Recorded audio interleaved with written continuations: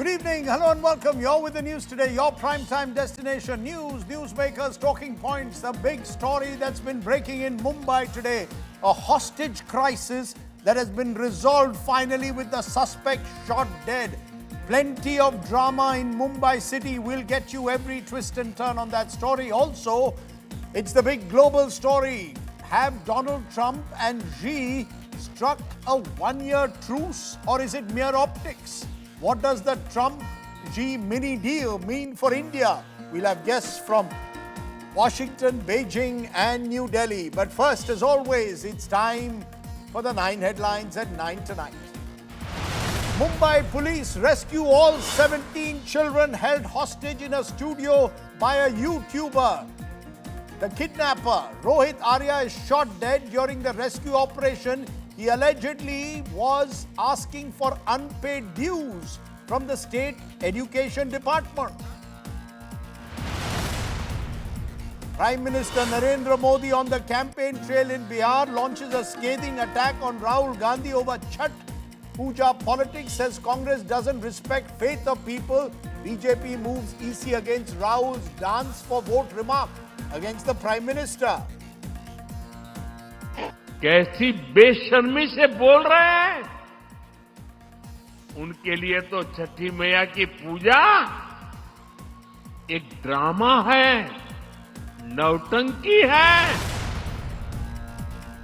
US President Donald Trump meets Xi Jinping in Busan, cuts tariffs on China by 10%. Beijing removes export restrictions on rare earth materials, starts buying soybean from the US. The Delhi police file an affidavit in the Supreme Court opposing the bail pleas for Sharjeel Imam, Umar Khalid and others accused in the 2020 Delhi riots. They claim the riots were part of a conspiracy for regime change.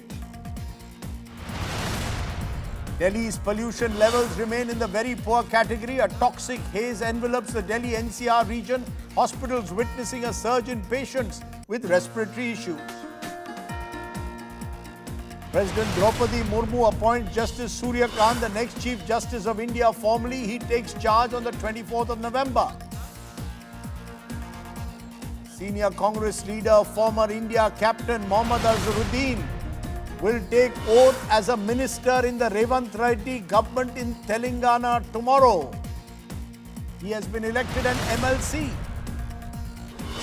Chilling murder on the streets of Bengaluru after a bike brushed a car. The car driver mows down the biker. The couple involved are arrested. And a former CFO of Bharat Petroleum Corporation Limited shares an emotional post on LinkedIn, alleges he was forced to pay bribes at every step while dealing with the death of his only daughter. Bengaluru police suspend 2 staffers.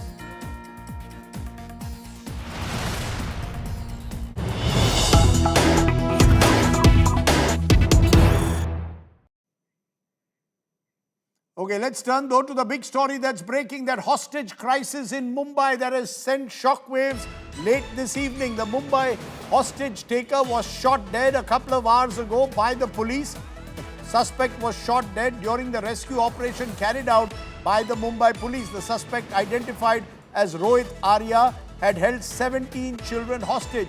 Police sources say officers negotiated with the accused for 2 hours. Sources say the rescue operation was conducted after the suspect refused to free the children that he had taken. Remember, 17 children were held hostage in a studio in Powai. The commandos entered through a bathroom to rescue the children. The top story is how the events that shook the maximum city unfolded today. Take a look.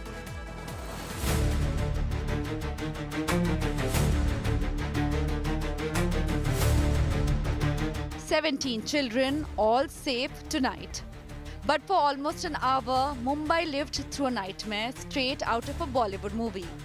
On Thursday afternoon, the city watched in disbelief as a man held school children hostage inside a studio. The man behind the horror, Rohit Arya, is now dead. Arya allegedly opened fire at the police during the rescue operation. They returned fire. Arya was hit, rushed to hospital, where he succumbed to his injuries. मैं Rohit Arya. Suicide करने की जगह मैंने एक plan बनाया और कुछ बच्चों को इधर हॉस्टेज रखा है। Arya had released a video before the police moved in to rescue the children. Proclaiming himself not a terrorist, Arya claimed he had moral and ethical demands and wanted answers, not money. मेरे को ज़्यादा demands नहीं है, बहुत simple demands है, बहुत moral demands है, बहुत एथिकल डिमांड्स है, और मेरे कुछ सवाल है। मुझे कुछ लोगों से बात करनी है, उनको सवाल पूछने हैं, उनके जवाब पर अगर मुझे काउंटर क्वेश्चन है तो मुझे काउंटर क्वेश्चन पूछना है। ना मैं टेररिस्ट हूँ, ना मेरी बहुत बड़ी पैसों की डिमांड है, कुछ भी पैसों की डिमांड तो है ही नहीं, इमोरल तो बिल्कुल भी नहीं है। Sources tell India Today that Arya ran a YouTube channel and had called children to the studio for what he claimed was a web series audition.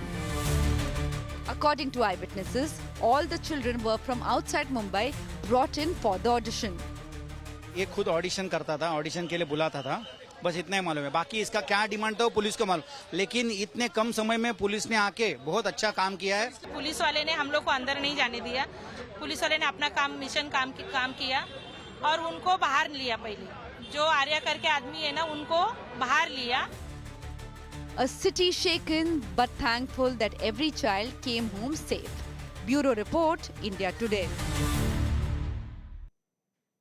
And let me go first straight to Mustafa Sheikh, who's been tracking that story for us. Mustafa, are we getting any clarity about who exactly Rohit Arya was? Because there are some reports, Mumbai police saying that he claimed he had unpaid dues from the state education department. The then minister, Deepak Kesarkar, is denying that. Who was this Rohit Arya, this kidnapper, who claimed he wanted to talk to some people? Who are these people he wanted to talk to, and who is he? What is his background? As of now, Rajdeep, what is known is that he had two professions. One is into films, some small movies that he has directed.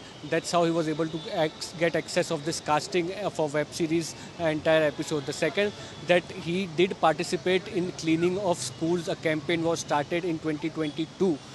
In which he has been seen on the posters of cleaning of schools and all throughout areas of Maharashtra, especially in Pune. Then he went on to fast. He was admitted in hospital. He was protesting against the then school education minister Deepak Kesarkar's house. Deepak Kesarkar assured him some help. The government changed. Deepak Kesarkar didn't become a minister. It seemed that his demands remained as it is. He was staying in Mumbai in Chembur in a relative's house temporarily, but resident of Pune. His video specifically said about rather than committing a suicide, which means that he had come here to die, but he also till last moment didn't release the children, and there was danger to their life, and hence police had to take this drastic step. The education department in Maharashtra has denied that whatever work for school cleaning Rohit Arya had done was a voluntary work, and there is no pending dues of Rohit Arya to the Maharashtra government. His family is yet to speak and share details about what is the exact motive, because what was going on his mind and what is the reason of this entire incident, somebody who spoke to him last can reveal, because this seems to be a planned thing where he entered and where they took children hostage. So his last motive of exactly why he did it is something which is still awaited. Back to you. Okay, so we still don't know exact motive, though. There are claims that he says there were unpaid dues from the state education department. Either way, unacceptable to then hold young children hostage in this manner. I also want to now go to Ujjwal Nikam, Rajya Sabha MP and senior lawyer, criminal lawyer. Miran Chadda Borwankar, former IPS officer, joins us. I want to come to you, Ms. Borwankar, first. Your first reactions. The Mumbai police acted swiftly, conducted this rescue operation. Presumably, they are claiming that there was a threat to the lives of the children, as well as allegedly that this person was threatening to shoot, and therefore they had no option but to shoot back. What's your sense? How do you look at the role the police has played? That were they, you believe, had no choice but to shoot at this kidnapper? Rajdeep, why should I doubt them? See, this is not an ordinary operation. It's one of the most sensitive events I have ever come across. In India, you keep 17 innocent small children as hostage, and you release a video saying that I am not a terrorist. Look at his face. Rohit seems under tremendous tension.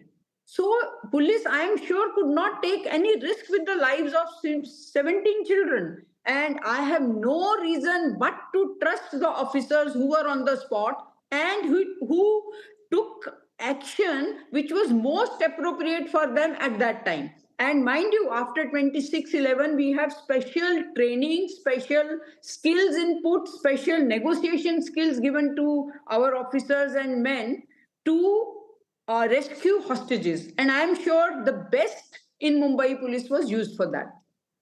You're saying that there is a special, you're telling me that post 26/11 now the Mumbai police is well trained to handle operations involving hostages. Am I correct? That there is special training that's been given post 26/11? That's true, both for Mumbai police and for special forces like Force 1. Okay, I want to come to you, Ujjwal Nikam, your first reactions to what you've heard today. This man, as Miran Chadda Borwankar says, and you can see on his face a visible amount of tension, but he was directly blaming the Maharashtra government, or at least the then education minister for schools, Deepak Keskarkar, saying unpaid dues. Do you believe this is a straightforward, cut and dried case, that there are no ifs and buts in this case? This was someone who had committed a criminal act, kidnapping these young children, and therefore the police had no option. Rajdeep, let me first congratulate Mumbai police for taking swift action in neutralizing. I must say that the Rohit Arya is no doubt he becomes terrorist because his whole action and conduct during the incident is highly deprecable. Because what Rohit said, Arya, he released one video saying that I have certain demands from the state government and therefore I am not a terrorist.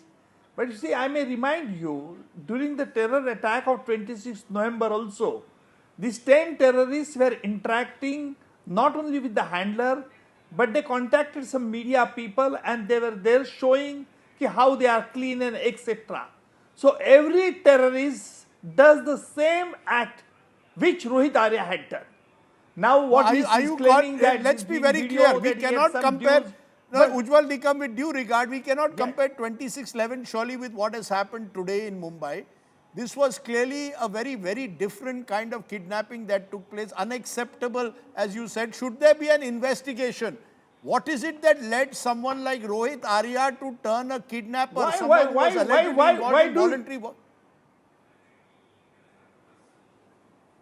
Rajdeep, the very fact that he is expressly admitting that he has certain demands and therefore impliedly he is saying that he kept the hostages. What's the purpose in keeping the hostages? This is the way to ask for the fulfill the demand? Absolutely no. So I must say that his action and conduct before the incident amounts to a terrorist act. I am you're saying there is no need for an investigation into what led Rohit Arya to do what he did. Absolutely, there is no need to examine whether the Arya's dues are legal or illegal, because the very fact that the Rohit Arya had kept the small 17 children as the hostages and on that basis he is making illegal demands, then I think the life of the 17 children, that is a big question to the government and police force also. Okay, Miran Chadda Borwankar, this is a case of someone who received a tender for an education project, claims he was not paid for the project, suddenly goes rogue, turns a kidnapper. Do you believe that there is a need for any further investigation, or is this a cut and dried, open and shut case? Someone commits an act of kidnapping, it's a criminal act, and therefore has received his just deserts. Rajdeep, for the information of our audience, any encounter is followed by a magisterial inquiry. So there will be an inquiry, there will be an investigation, but I would fully support the act of Mumbai police, because if they had not acted, if they had not rescued these children, imagine what would our condition be. So while supporting the reaction, the action of Mumbai police, I assure you there will be the mandatory inquiry and there will be an investigation on what happened, what exactly took place, and how. In fact, we will also check through our own SOP, whether it was followed or not. So it's going to be a very technical and professional response, which I'm expecting. Because he was killed eventually in retaliatory firing is what the police are telling us, that had he not opened fire, they would have tried to capture him alive. So presumably the police in an ideal situation would have wanted to capture him alive, but because he was involved in retaliatory firing, they had no option. Am I correct? Absolutely. You are right. And particularly because the lives of 17 children were at stake, therefore the police had to take extra precautions. Am I right, Ms. Borwarkar? This time we have to stand. The police is the one today who deserves salutations above all else. Absolutely. There is no doubt about it. Yes. Okay. I think there is an agreement on that. What Rohit Arya did and the fact that he was reportedly involved in firing at the police meant that the police there had no option. The good news, of course, is all the children have been rescued. Ujjwal Nikam, Miran Chadda Borwankar for joining me on that big story. Appreciate you joining us. I want to turn from there to the big international story today, a story that could have reverberations for the world order as well as for us here in India. Because US President Donald Trump held talks with his Chinese counterpart Xi Jinping in the South Korean city of Busan today on the sidelines of the APEC summit. That meeting lasted 1.5 hours and it was seen as an icebreaker. In fact, Donald Trump effusively said that he rated the meeting 12 out of 10, at the end of which Trump announced China will end its restrictions on rare earth exports and start buying soya beans. In return, the US will cut tariffs by 10%, bringing them down to roughly 47%. Could a US-China deal of sorts also open a window for an India deal in the near future? How should one see these two superpowers now talking and dialoguing with each other? That's our special report, and then we'll be joined by guests from different parts of the world.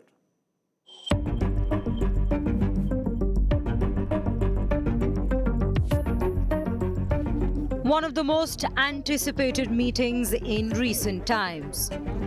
On one side, 6 top Chinese officials led by President Xi Jinping.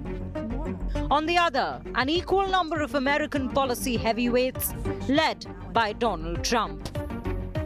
A meeting that lasted just over 90 minutes, but one that could thaw the trade freeze between the world's 2 largest economies. But he's a very tough negotiator. That's not good. We know each other well. Mr. President, do you plan to sign a trade deal today? Could be. I think we'll have a great understanding.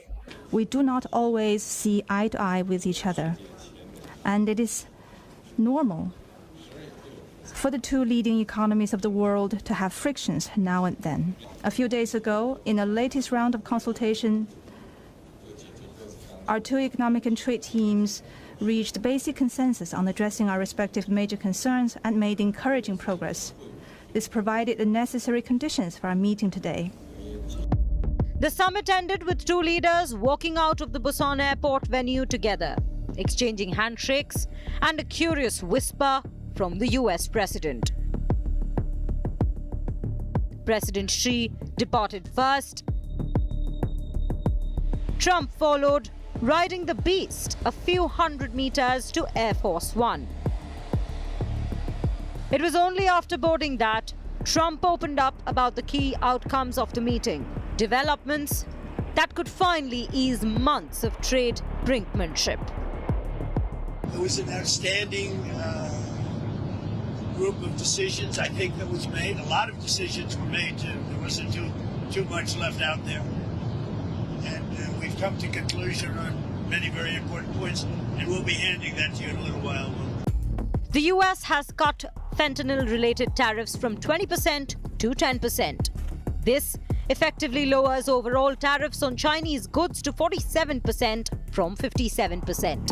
However, the talks have not led to the removal of all tariffs, a point Trump conceded even as turbulence rocked Air Force One. tariffs remain exactly the same. 55%. It's about it was 57. Now it's 47. And how long? Because we reduced it by the fentanyl. Because I believe they are really taking strong action. We've already seen the action on fentanyl, and they're taking very strong action. China, in turn, will immediately resume imports of soybeans from US farmers after having boycotted purchases earlier this year in retaliation to US tariffs. According to Trump, China will also ease restrictions on rare earth exports to the United States, pausing its licensing policy for 1 year. We have a deal. Now, every year we'll renegotiate the deal, but I think the deal will go on for a long time, long beyond the year. We'll negotiate at the end of a year, but all of the rare earth has been settled, and that's for the world. I mean, worldwide. There is, however, no agreement on the supply of top-end NVIDIA Blackwell GPUs to China. Trump had earlier restricted exports to scaled-down versions of the advanced processors. There's also no clarity on China's continued purchase of Russian crude. China, meanwhile, has been cautious about the outcome of the summit, issuing no official statement so far. There is, however, speculation that President Xi could visit the US after Trump's scheduled trip to Beijing next April. Bureau Report, Business Today TV. Let's raise the big questions. Have Donald Trump and President Xi struck a one-year truce? Is this the first step to ending the trade war that has involved several countries? Are we seeing the dawn of a new bipolar world order led by the US and China? And what does all of this mean for us here in India? Joined now by Ashok Kanta, former envoy to China, one of the leading voices in India on that country. Daniel Fried, former US diplomat, joins me. And Aina Thangan, Senior Fellow, Center for International Governance, joins me from Beijing. Appreciate all of you joining us. May I come first to you there in the United States, because the US has been at the heart of this, Daniel Fried. How are you seeing what's happened? Is this pure optics, or are we seeing a major resetting in the ties between the US and China, which have been so turbulent and have affected the world over the last year in particular? Well, let us hope that when US-China relations stop spinning, they're facing in a decent direction once again. It may be that the volatility of the relationship has been somewhat settled through this meeting. I hope so. But it doesn't change the fact that the US and China are strategic rivals.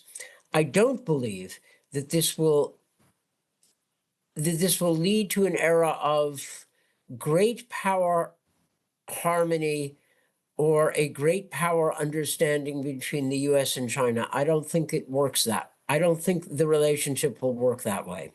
But perhaps it will be stabilized. That will probably be a good thing. I don't think also that this will come at India's expense. I hope that the Trump administration will similarly settle relations with India in a constructive way. I think that's in the American interest.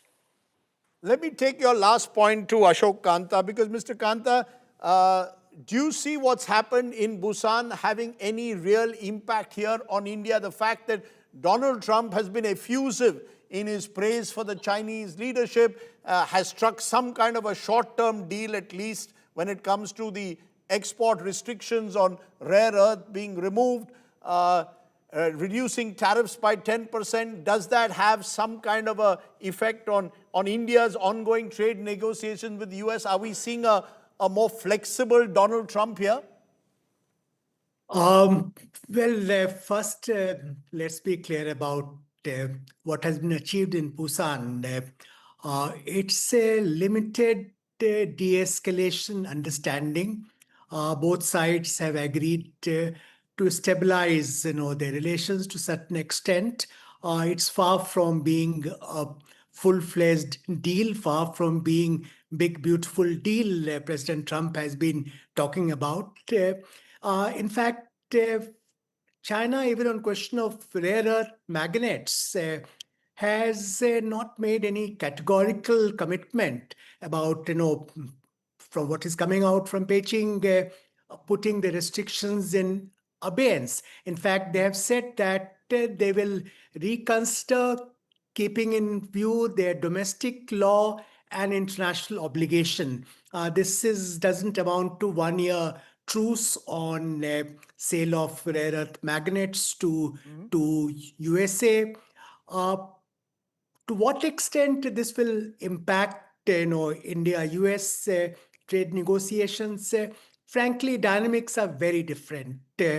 In case of US-China negotiations, it's China which has basically managed to control escalation ladder.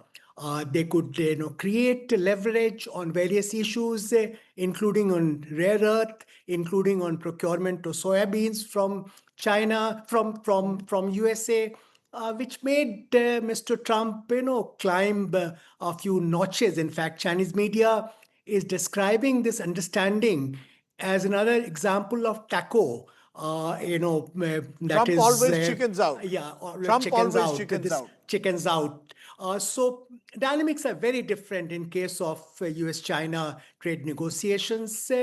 US-India trade negotiations has its own, momentum. Let's hope that they will come to closure at an early date. But I don't think understanding in Busan will have any direct bearing on trajectory of our trade negotiations with USA.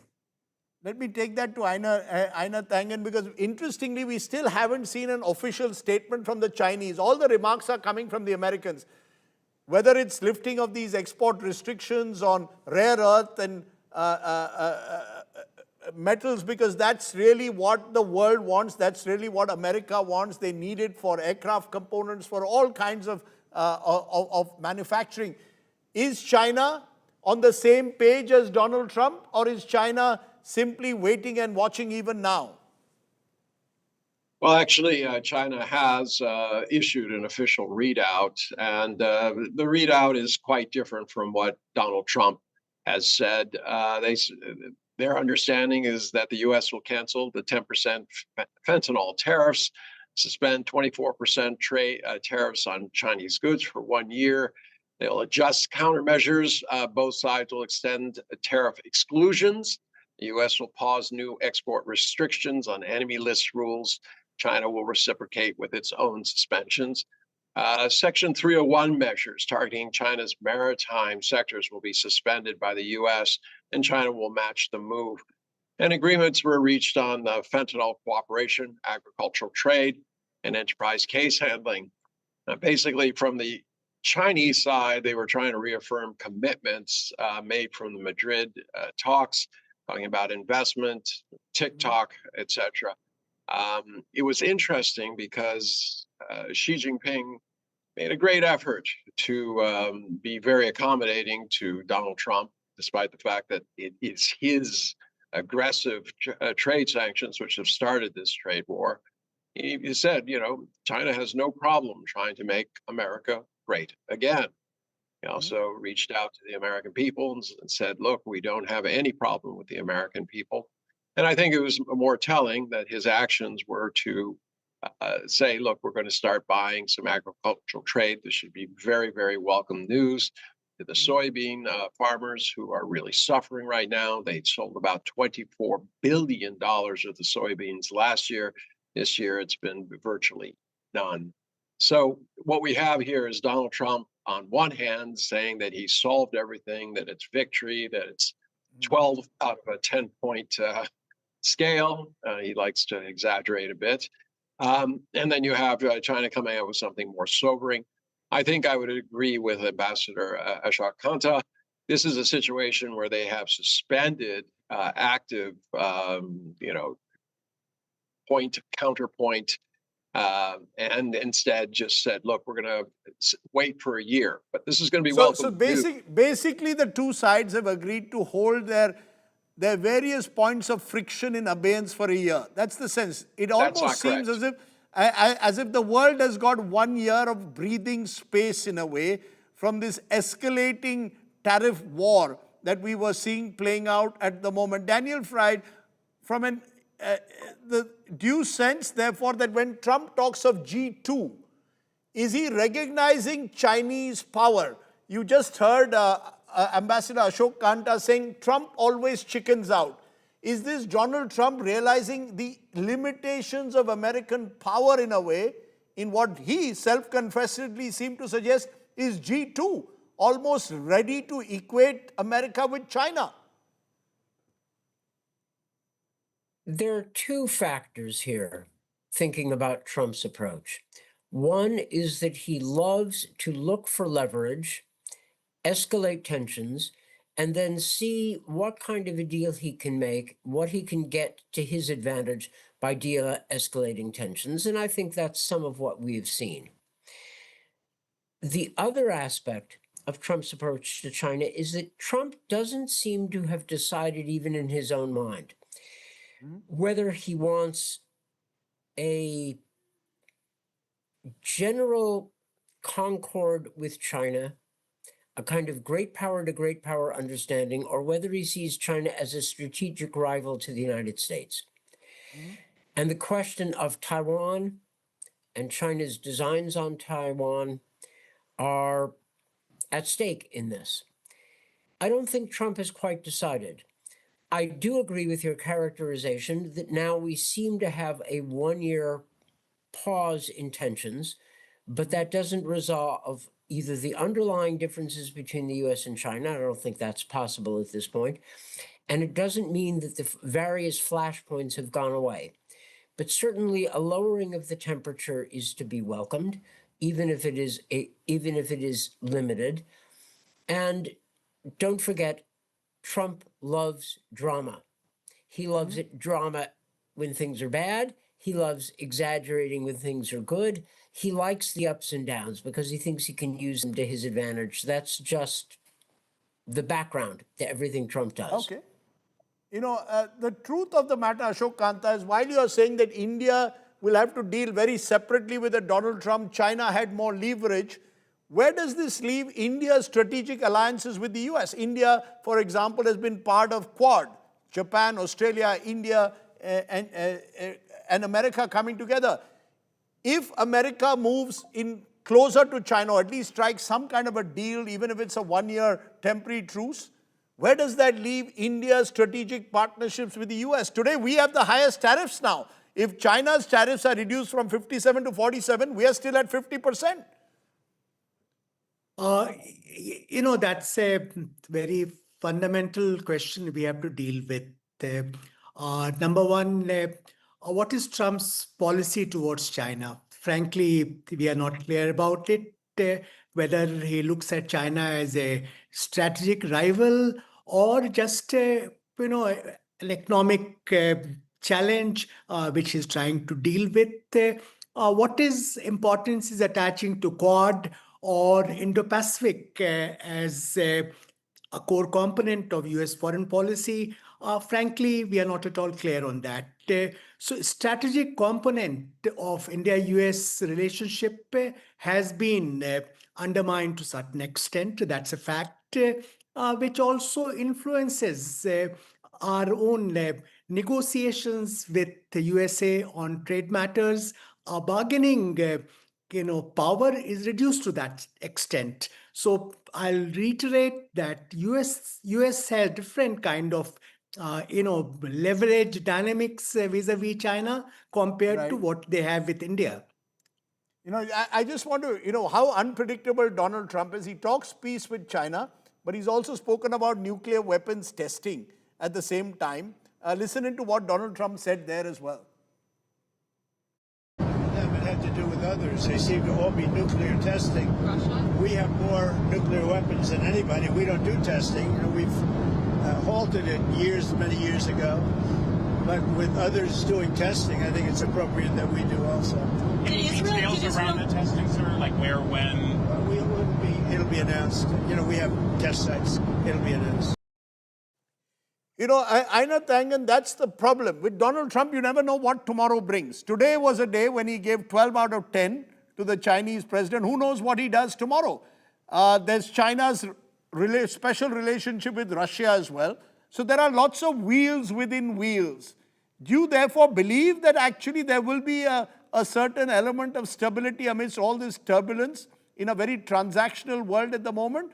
Or do you fear that maybe things could turn again for the worse a few weeks down the line? Are we clear that we have a 1 year window? The world has a 1 year window where these tariff wars will no longer be weaponized. We've only had 11 months of Donald Trump. They say that a dog lives 7 years for every one that a human lives, in which case, if Donald Trump is the human, we are all dogs. He has been upsetting the world, changing things on a moment's notice. I agree with my colleague's assessment that he loves drama. He loves seeing what happens, how people react, whether there's an opening. But that's not how you conduct a government. That is how you conduct perhaps real estate or some of the other things that he was involved in. Right now, it is just simply on hold. China has tried to be the adult in the room. Donald Trump is, as usual, trying to throw, pots and pans against the wall and see if they stick or what make a noise. And remember, made this announcement about going nuclear and having tests, which is false in terms of him saying that China and Russia are conducting nuclear tests. They have not. But he did this just before he went into the negotiations with Xi Jinping. And this is typical of the way he likes to do things. He likes to see if people react. So at this point, we have no guarantees as to what Donald Trump is doing. Remember, he's under tremendous pressure at home. He has his ICE agents running around. That the American public is not pleased with that. Inflation is up. Government is closed. And, you have this whole situation where, no one knows what's really going on anymore. So it's going to be a very tough time, and he's going to continue to try to distract the public, both internationally and domestically. You can probably expect some sort of operation in Venezuela that seems to be next on the list. What happens after that, anyone's guess. Okay, I have 30 seconds that I want to give you, Ashok Kanta, because I'm putting out graphics about there are those who believe Trump is singling out India, even as China gets the deal they want. Is that simply Chinese power versus India's limitations in dealing with America? A very quick answer. First, I don't think we have a deal yet. Even this assessment that there's 1 year trade truce, I think it's a bit of an exaggeration. But the fact that China had prepared very well for this round of trade and tariff contestation with USA, prepared over the last 7 years, it had developed leverage, makes the difference. India doesn't have corresponding leverage. Essentially, Mr. Trump has climbed down. China has not conceded on any of the core issues, whereas it also wanted a truce because Chinese economy is also facing difficulties. So de-escalation served both sides well, but it's just de-escalation at this stage. Okay. I see Einar shaking his hand. You want a quick 30 seconds rebuttal? Xi Jinping pointed out to Donald Trump that, trade has gone up by 4% this year, despite all the headwinds, and the Chinese economy went up by 5.2%, far in excess of everything that's going on in the U.S. This idea that China is under financial pressure. Yes, they impose pressures, the same ones the world does, because you have a madman pushing these tariff buttons, which is restraining any kind of investment, and it is having repercussions worldwide in terms of demand. But this kind of idea that China is on its back leg is nonsense. Okay. Come to China, see it. Okay, I'm going to leave it there. It's great to have three clear voices from three different parts of the world, throwing some light on what is the big international story of the day. And remember, this is the year where Donald Trump continues to make big news every time he travels across the world. Appreciate my guests joining me here on the news today. Okay, let's turn to the battle for Bihar. Exactly a week to go for the polling to begin. It's all to play for in battleground Bihar. The Prime Minister was today in Bihar on the campaign trail and has now coined his own slogan to target the RJD Congress alliance, countering Tejasvi Yadav's often repeated slogan of Padai, Kamai, Sichai, Dawai and Sunwai. The PM claimed the Mahagathbandhan stood for Katta, Krurta, Katuta, Kushasan and corruption with a K. Rahul Gandhi also को प्रताड़ित ये 5 शब्द कौन से हैं?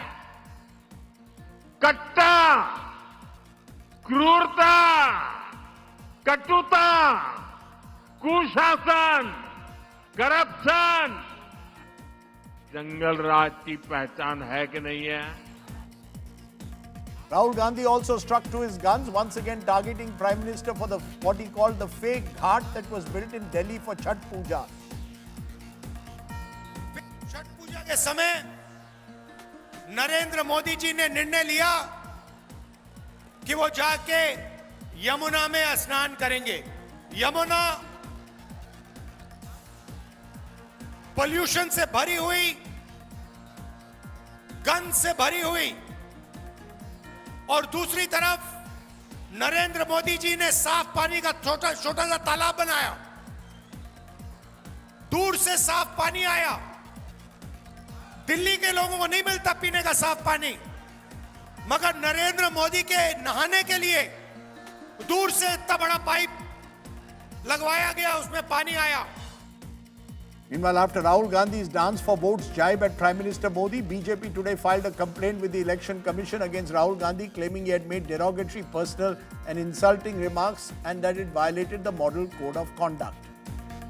A Jan Suraj worker has been shot dead inside his vehicle on the campaign trail. Dular Chand Yadav was shot dead in Mokama after reported firing between the two sides while campaigning for elections.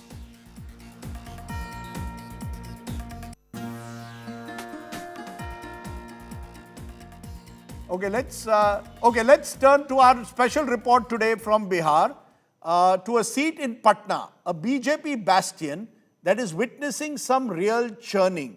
Why? Well, you'd presume that caste is the big factor there. Maushmi Singh has more. In a state where caste plays a pivotal role in deciding who's winning, in Patna, the erstwhile Patna central seat is seeing an interesting power play. This seat, Kumhrar, has seen a ticket of a sitting MLA being cut, and with that, the dynamics are changing quick and fast. Apparently, the Caste community that holds sway over this entire Vidhan Sabha constituency is upset with that move. We try and decode the caste factor. Caste has taken centre stage in the Kumhrar assembly seat in Patna city after the BJP dropped its four-time MLA Arun Kumar Sinha, a caste. The party has instead fielded Sanjay Kumar Gupta, a leader from the Vaishya or trader community. The caste community plays a decisive role in this seat. About 70,000 of the 4,20,000 voters, nearly 17%, belong to this community. The community, traditionally supporters of the BJP, feels let down by the party. आप एक poster लेके बैठे हुए हैं, बहुत नाराज हैं। हाँ, बहुत नाराज, हम लोग बहुत नाराज हैं, नाराज ही नहीं हैं, हम लोग इतना नाराज है जिसका कोई अंदाज नहीं है। और अभी कास्ट की स्थिति वो बन गया है मैडम कि हमारे यहाँ सिर्फ एक विधायक बचा है पूरा विधानसभा में, पूरा बिहार में सिर्फ एक कास्ट को दिया गया है, और वो भी ऐसे कास्ट को दिया गया है जो कास्ट का पैर काटने का काम कर रहे हैं। भाजपा से हमको बैर नहीं है, पर हम लोग कुम्हरार में किसी भी स्थिति में भाजपा को जीतने नहीं देंगे। ये एक नारा ही हमारा, के फॉर कायस्थ, के फॉर कुम्हरार। कायस्थ समाज दिखा देगा कि कायस्थ में कितना एकजुट है, और हमारा वोट है 40% यहाँ कुम्हरार में, वो हम लोग जीत के दिखाएंगे। हम लोग भाजपा से दिक्कत नहीं है, लेकिन कुम्हरार में हम लोग भाजपा को सपोर्ट नहीं कर रहे, हम लोग कायस्थ कैंडिडेट को सपोर्ट कर रहे हैं, उनको जिताने का काम करेंगे। The Jan Suraj party, headed by Prashant Kishore, has fielded Professor K.C. Sinha from this seat. The mathematician who taught at the Patna University belongs to the caste community. But Sinha insists he's not seeking votes on the basis of caste. शिक्षा के क्षेत्र का 40 से ज्यादा वर्षों का अनुभव मेरे पास है। बताया जा रहा है कि कायस्थ समाज, जिस समाज से आप आते हैं, वो खासा नाराज है बीजेपी से। इसको हाँ, नाराजगी उनमें है। उनका प्रतिनिधित्व, उनको शायद लगता है कि हमारा प्रतिनिधित्व कम हो रहा है और वो नाराजगी अपने नेताओं के सामने जाहिर भी कर रहे हैं, तो वो उनका हक है। केवल बिहार के विकास के मुद्दा को लेकर के, शिक्षा के मुद्दा के लेकर के, स्वास्थ्य के मुद्दा को लेकर के हम जा रहे हैं और हमें अपार समर्थन मिल रहा है। BJP candidate Sanjay Gupta is unfazed. He claims to have the blessings of sitting MLA Arun Kumar Sinha. क्या आपको अरुण सिन्हा साहब का समर्थन हासिल है? वो कर रहे हैं आपके लिए प्रचार और बाकी लोग का सहयोग मिल रहा है? वो हमारे गुरुदेव हैं और पूरी तरीके से मेरे साथ खड़ा है। अभी मैं यहाँ बैठा हुआ हूँ, वो सारे जगह चुनाव कार्यालय खोल रहे हैं, वो संचालन कर रहे हैं। The election tussle between both these communities in Kumhrar has become a topic of discussion in the neighbouring Bankipur seat as well. There, the Mahagathbandhan has fielded Rekha Gupta, who is from the Vaishya community, against BJP minister Nitin Nabin, a Caste. Nitin Nabin is the only Caste leader to be given a ticket by the BJP this time. समाज को जितनी प्रतिष्ठा party ने दी है और party के प्रति समाज का स्पष्ट मानना है कि राष्ट्र के साथ जो चलता है उसके साथ ये समाज चलता है। निश्चित रहिए, कहीं कोई भ्रम नहीं है। कुछ लोग मुंगेरी लाल के सपने जरूर देख सकते हैं। कास्ट समाज 100% भाजपा के साथ रहेगा। The BJP is pulling out all the stops. It has scheduled a road show by the Prime Minister in the area on Sunday. BJP is confident that it will be able to micromanage the election. Any discontent is minuscule and it will be able to curtail its ripple effect in other parts and score a decisive victory in the seat. With video journalist Ankit, this is Mosmi Singh in Patna for India Today. Let's turn to another shocking story that's coming in from Bengaluru today. What looked like a tragic road mishap in Bengaluru has now turned out to be a case of premeditated murder. CCTV footage has exposed how a couple deliberately chased down and killed a biker, turning what seemed like an accident into a horrifying act of road rage. Take a look at this special report.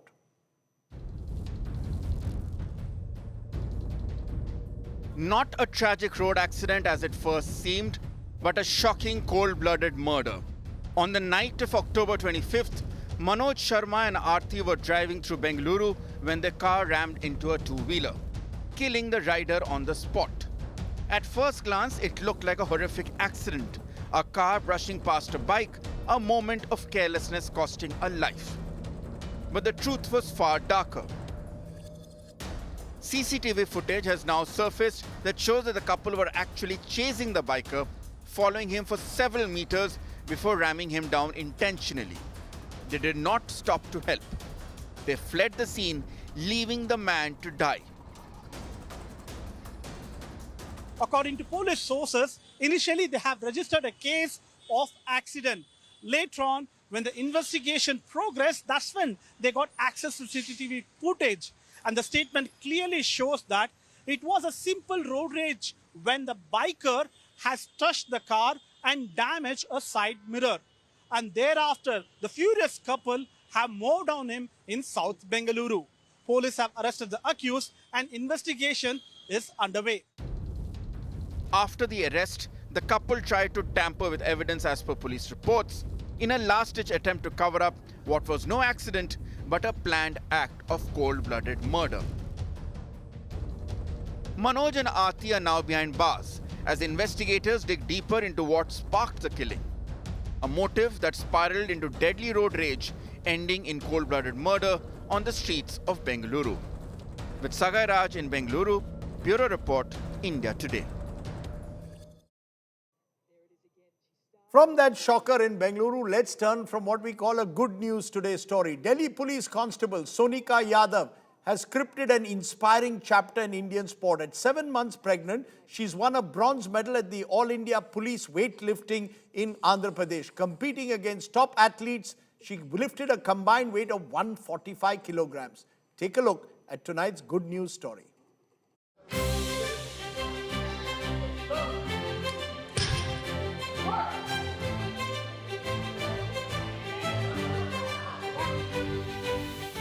At 7 months pregnant, most women slow down.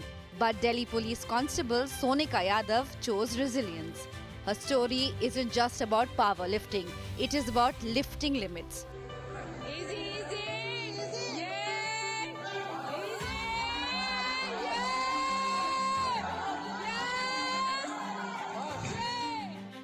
Serving in Delhi police since 2014, Sonika balanced duty with her passion for powerlifting.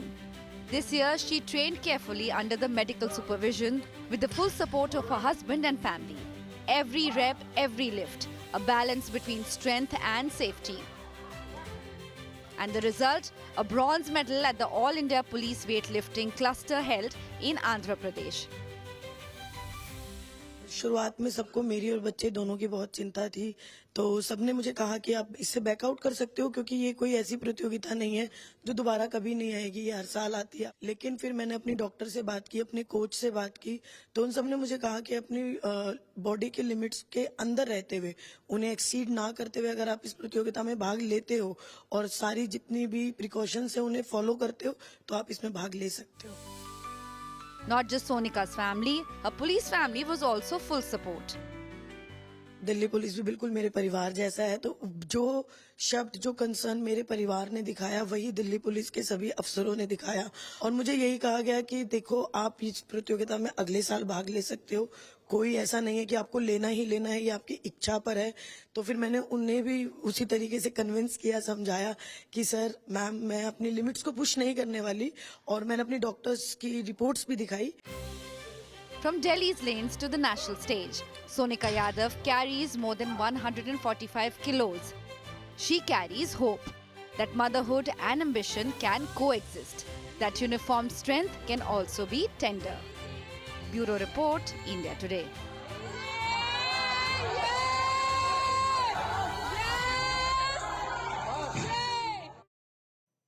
What a lovely story to end the show tonight. And you stay well, stay safe. Good night, Shubh Ratri. Jai Hind. Namaskar.